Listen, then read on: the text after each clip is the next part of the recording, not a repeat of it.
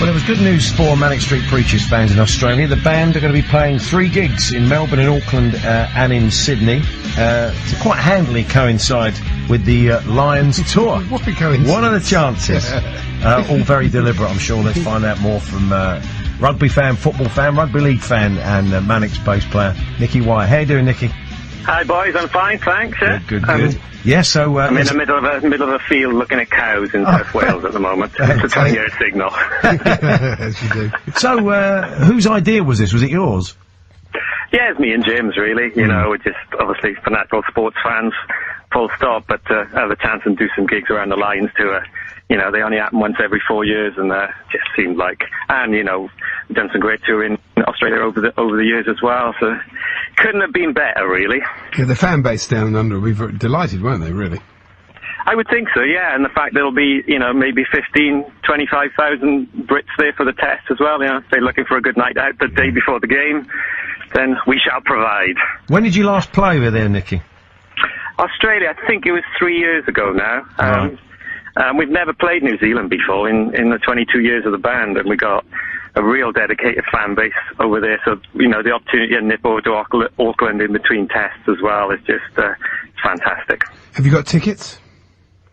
I'm sure I'll guess them. Yeah, I'm confident. Have you got a few mates? I mean, obviously it's quite a fairly big, heavy Welsh bias in the squad that was announced yesterday. Have you got a few friends in the team? Well, Jamie Roberts has still got one of our guitars, actually. James lent him an acoustic. I don't know how his guitar playing's getting on, but with all his studying for being a doctor and playing rugby, I think he's got enough on his plate. But yeah, Martin Williams, Jonathan Davis, our studio. We've had plenty of good rugby player in our studio in Cardiff over the years. We spoke to Jamie a couple of weeks back, Nicky. He's done it now. He's qualified, isn't he? He's a doctor.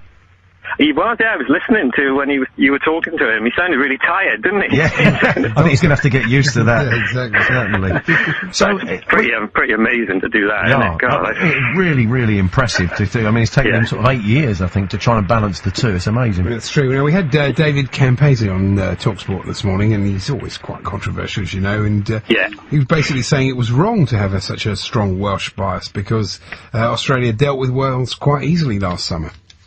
Well, it wasn't easily. They beat us in the last minute in 3 tests, you know, and we kind of blew it. So I don't have Campo. Campo's Campo. You've got to go with him. But I don't agree with that at all. I think in 2005, Clive Woodward made a bit of a mistake because we just won the Grand Slam, and not too many of the Welsh players played in that team.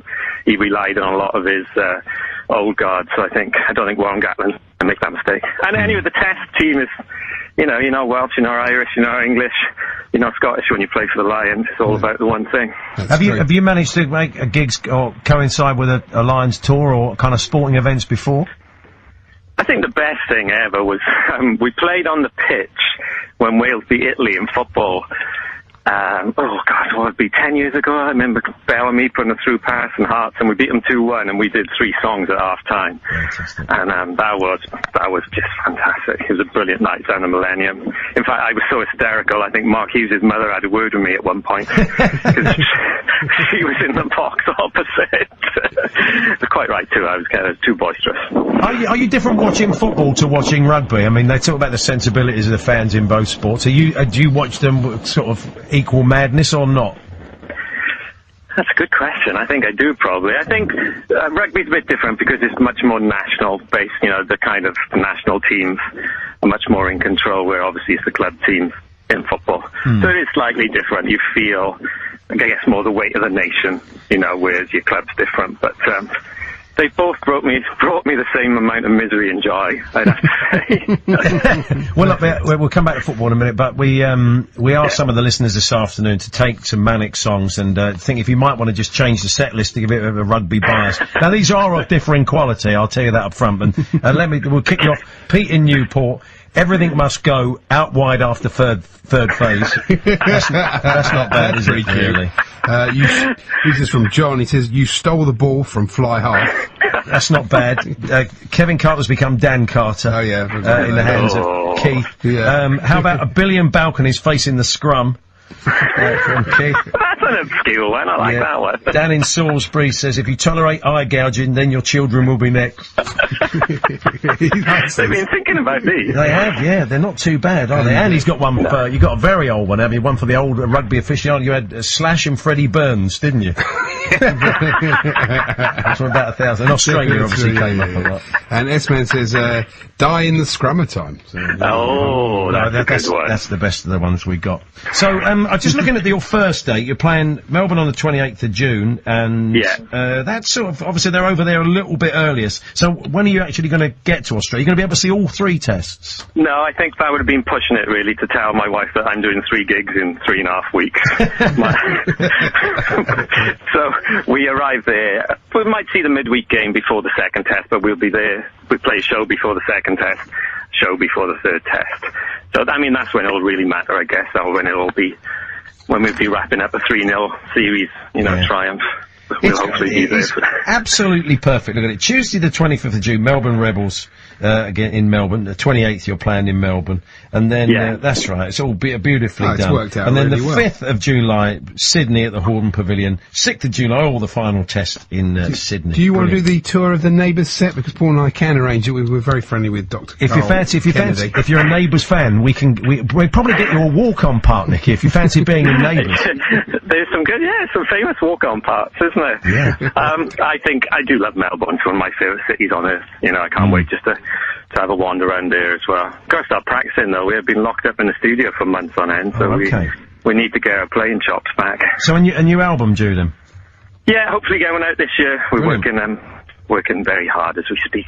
And some more gigs over here off the back of that to tour the album. Is that the plan as well? Yeah, that's the plan. As long once we know it's coming out, there'll be a lot of stuff going on. And now, finally, quick word on the Spurs. Top 4. Are you confident or not? I just worry about that home game when we lost to Fulham. Well, that was the one I thought, oh, God, have we blown it? But I guess the game against Chelsea will be a total cup final, so... And, if one man can do it, it's Mr. Bale. Yeah, that's so, we're just saying that... Same school.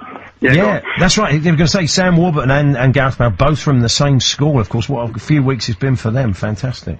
Unbelievable, isn't it? Just shows what you can do. It's fantastic. Whitchurch, I think, in Cardiff.